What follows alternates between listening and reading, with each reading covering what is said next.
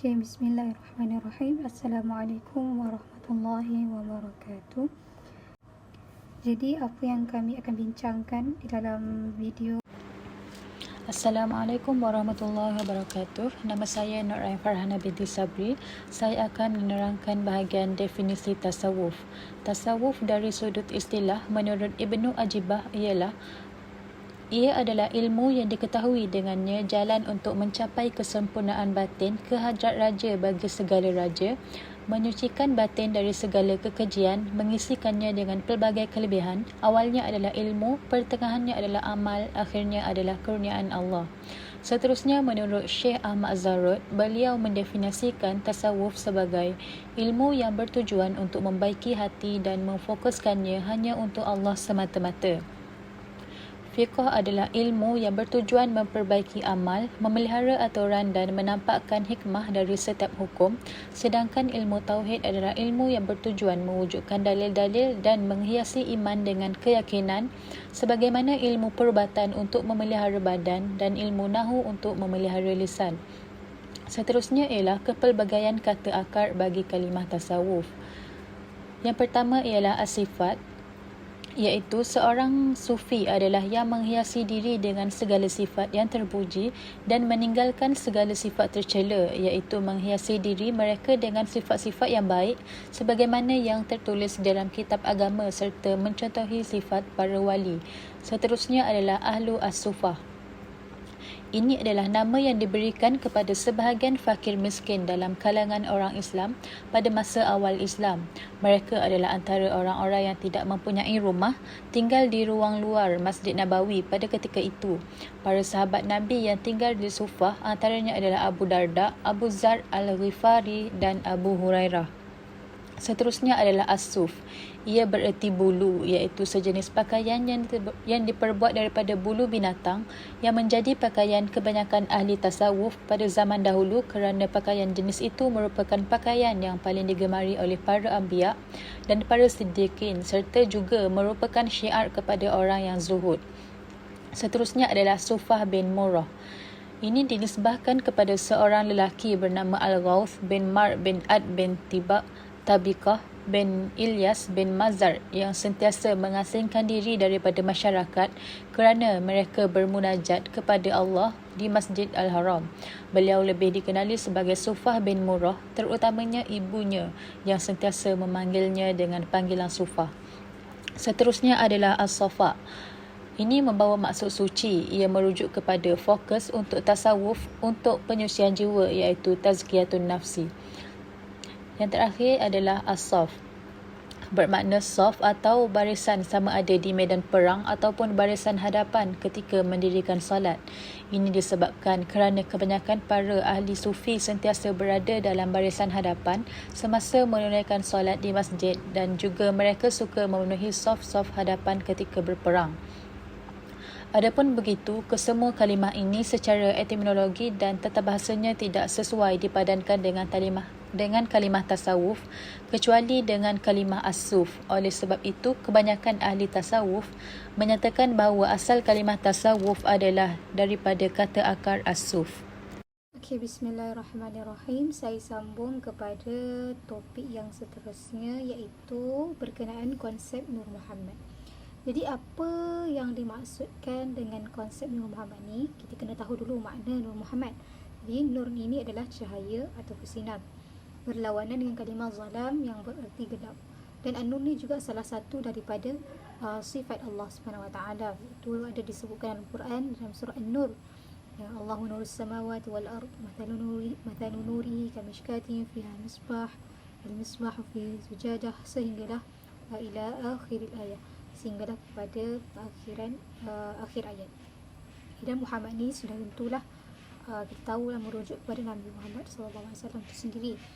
Jadi Nur Muhammad ni kita boleh faham adalah roh Nabi Muhammad ataupun hakikat Nabi Muhammad, di mana istilah ni menunjukkan bahawa Nabi Muhammad ni dianggap sebagai makhluk yang pertama kali diciptakan oleh Allah, dan dari Nur Muhammad itulah juga segala makhluk yang ada dekat langit ni dan dekat bumi ni diciptakan. Okey, jadi bagaimana bermulanya ataupun boleh munculnya fahaman tentang konsep Nur Muhammad ni. Jadi dikatakan ianya bermula dari Ibnu Arabi, seorang tokoh sufi, dan merebak ataupun diterima oleh tokoh-tokoh sufi yang lain, diikuti oleh mereka. Dan mereka golongan yang mempercayai tentang konsep Nur Muhammad ni berpendapat bahawa konsep Nur Muhammad ni berkaitan dengan martabat 7. Itu apa dia? Yang pertama ahadiyah, yang kedua wahdah, dan yang ketiga wahidiyah, yang mana tiga martabat ni dianggap qadim ataupun wujud sejak azali oleh ramai pengikut tasawuf. Jadi apa tiga martabat ni? Iaitu dianggap merujuk kepada kewujudan Nabi Muhammad secara i'tibari, iaitu wujud secara dalam anggapan, bukan secara realiti. Okey. Yang keempat ialah alam arwah, iaitu membawa maksud penampakan kejadian Nabi Muhammad SAW yang sebenar. Yang kalau sebelum ni, yang tiga sebelum ni dianggap sebagai i'tibari, secara dalam anggapan sajalah. Tapi dalam bahagian yang martabat yang keempat, alam arwah ini adalah kewujudan Nabi Muhammad SAW, iaitu pada persepsi melalui panca indera, maksudnya boleh dilihat. Okey, yang kelima alam mithali. Alam mithali ini melibatkan tentang pemisahan Ruh Muhammad ataupun Nur Muhammad ni ke dalam berbagai-bagai bentuk yang dikehendaki oleh Allah. Jadi pada peringkat ni terdapat makhluk-makhluk dalam pelbagai bentuk, contohnya langit, bumi, matahari, arash dan sebagainya lah. Kemudian yang keenam itu dinamakan alam ajsam ataupun alam syahadah, iaitu alam kasar yang dapat diasingkan, dibahagikan dan disusun daripada beberapa unsur kejadian seperti tanah, air, api dan angin. Jadi alam ni pada peringkat ini membentuk benda-benda yang tidak bernyawa dan juga yang bernyawa seperti tumbuh-tumbuhan, haiwan, manusia dan jin. Di pada peringkat yang keenam ini, pada peringkat alam ajsam ini, daripada ruh Nur Muhammad ini boleh membentuk malaikat, jin, binatang ataupun manusia. Dan yang terakhir iaitu alam insan ataupun insan kamil, iaitu martabat kejadian yang sempurna ataupun kejadian Nabi Muhammad SAW ni dianggap sebagai manusia yang sempurna, sebab pada martabat ni roh, badan, sifat-sifat luaran dan dalaman berkumpul pada satu kejadian yang sempurna. Jadi apa yang kita boleh dapat daripada konsep Nur Muhammad ni, iaitu ada tiga aspek penting daripada apa yang saya terangkan tadi tentang kedudukan dan kisah Nur Muhammad ni. Yang pertama, Nur Muhammad ni dianggap sebagai makhluk pertama yang dicipta oleh Allah. Okey, itu yang pertama. Yang kedua, Nur Muhammad merupakan asal ataupun punca bagi segala kejadian makhluk. Jadi boleh katakan fahaman Nur Muhammad ni mereka kata semua kejadian makhluk kat dunia ni, dekat langit, dekat bumi ni, asalnya berasal daripada cahaya Muhammad ataupun hakikat Muhammad. Dan yang ketiga iaitu dikatakan seperti yang saya kata tadi lah, dikatakan segala makhluk di langit dan di bumi yang dicipta oleh Allah ni dikaitkan dengan Nabi Muhammad SAW. Itu sahaja daripada saya. Saya serahkan slide yang seterusnya kepada rakan saya.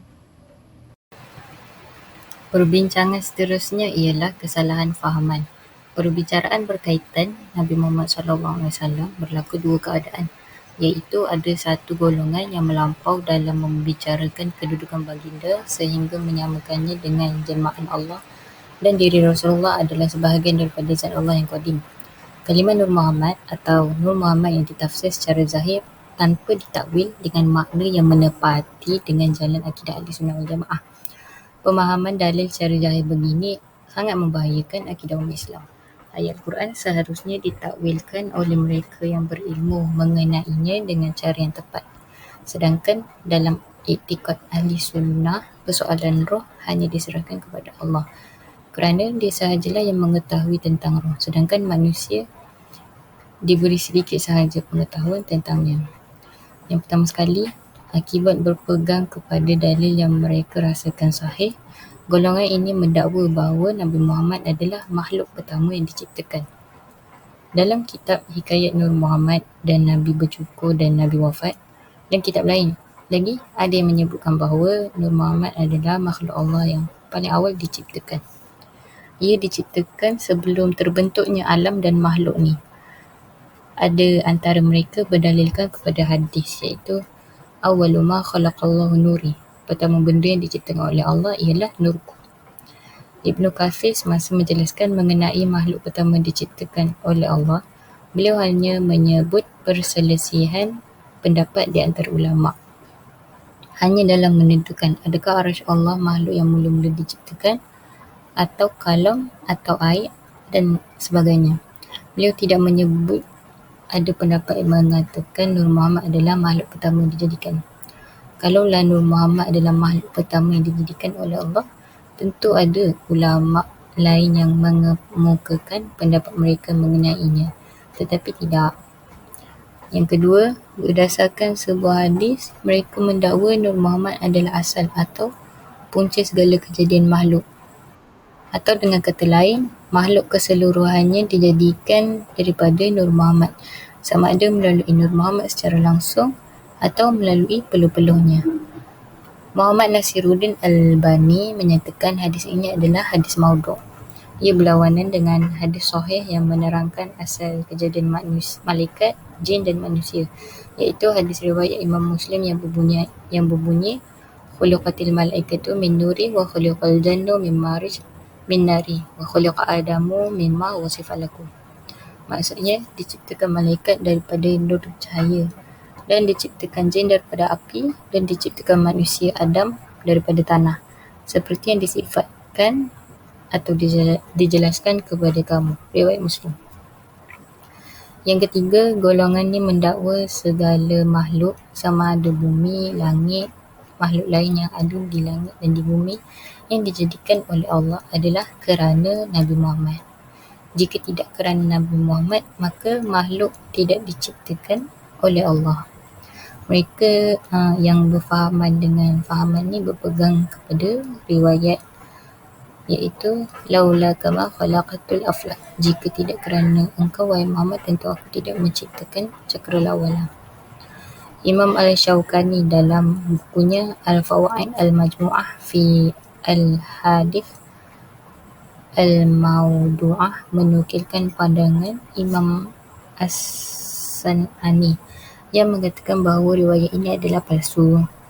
Dari ulasan yang disebutkan, jelaslah bahawa Nabi Muhammad adalah daripada keturunan Nabi Adam, dan Nabi Adam pula berasal dari tanah. Oleh itu, Nabi Muhammad bukan daripada nur ilahi seperti yang didakwa oleh segolongan orang Islam. Bahkan memang daripada keturunan Nabi Adam, dan Nabi Adam tentunya adalah dari tanah. Baiklah, mari kita lihat pula kepada Nur Muhammad menurut ahli tasawuf. Dalam perkara ini kita akan bincangkan dua perkara, iaitu istilah dan pengertian serta aplikasi Nur Muhammad. Mari kita lihat kepada istilah dan pengertian. Nur Muhammad ini dimulai oleh Al-Hallaj dengan menggunakan konsep Nur Muhammad. Seterusnya, ia dikembangkan oleh Ibnu Arabi melalui konsep Al-Insan Al-Kamil. Seterusnya, Nur Muhammad ini diteruskan oleh Al-Jili dan Al-Burhanpuri melalui konsep martabat 7. Dan Nur Muhammad ini juga telah dibahaskan oleh Syekh Yusuf Al-Nabhani di dalam kitabnya iaitu Al-Anwar Al-Muhammadiyah. Seterusnya, Nur Muhammad ini telah wujud sebelum zaman para sahabat, dan ada sahabat Nabi iaitu Ibnu Abbas ada meriwayatkan bahawa Nur Muhammad dicipta mendahului daripada penciptaan para Nabi. Dan menurut Al-Hallaj, perkara yang paling awal yang diciptakan oleh Allah SWT adalah Nur Muhammad. Serta menurut ahli tasawuf, Nur Muhammad ini adalah merupakan penyatuan segala yang ada di alam ini. Serta ia juga merupakan titik utama bagi kesatuan alam dan juga penyatuan para Nabi. Baiklah, kita lihat pula kepada aplikasi Nur Muhammad. Menurut ahli tasawuf, Nur Muhammad ini secara langsung dari Allah Ta'ala dan ianya juga adalah qadim dan sumber kepada setiap makhluk. Serta Nur Muhammad ini juga menjadi penghubung antara Allah dengan hambanya yang dipanggil wasithah ataupun wasilah. Dan menurut ahli tasawuf juga, Nur Muhammad ini mempunyai persamaan fungsi ataupun persamaan peranan seperti solat. Seperti mana hadis Nabi SAW, as-salatu silatu bainal abdi wa rabbih, yang bermaksud solat adalah silah antara hamba dengan Tuhannya. Dan menurut ahli tasawuf juga, Nur Muhammad ini juga adalah unsur roh manusia yang menggerakkan jasad dan menghidupkan akal. Seperti mana yang kita tahu, tanpa roh, manusia tidak akan dapat bergerak dan akal juga tidak boleh berfungsi dengan baik kerana jasad tidak boleh bergerak apabila roh tidak bersama dengan jasad. Dan yang terakhir, menurut ahli tasawuf, Nur Muhammad ini dengan alam berjalan tanpa henti. Seperti mana menurut Syekh Yusuf Al-Nabhani, beliau ada menulis di dalam kitabnya Al-Anwar Al-Muhammadiyah, iaitu fa'in anwaru risalatu sallallahu alaihi wasallam ghairu manti'ati anil ilmi, yang membawa erti maka sesungguhnya cahaya risalah Muhammad sallallahu alaihi wasallam tidak berputus dari alam. Dan jelaslah di sini bahawa Nur Muhammad ini dengan alam ini berjalan serentak. Assalamualaikum. Saya Nurul Aliana akan menerangkan tentang pendapat Ahlul Sunnah wal Jamaah tentang isu yang dibincangkan, iaitu Nur Muhammad ataupun kalimah Muhammad dalam ilmu tasawuf. Kita pergi kepada maksud Nur Muhammad. Apa kaitannya Nur dan Muhammad?